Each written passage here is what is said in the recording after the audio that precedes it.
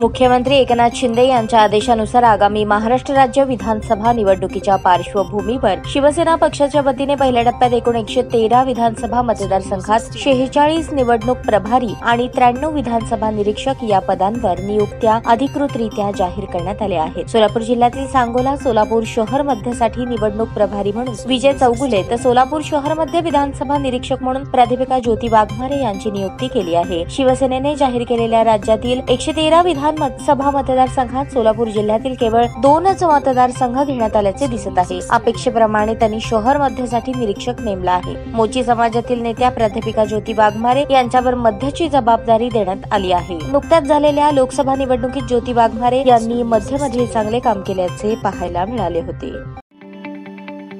ताज्या बातम्या पाहण्यासाठी प्राईम महाराष्ट्र न्यूज चॅनलला सबस्क्राईब करा।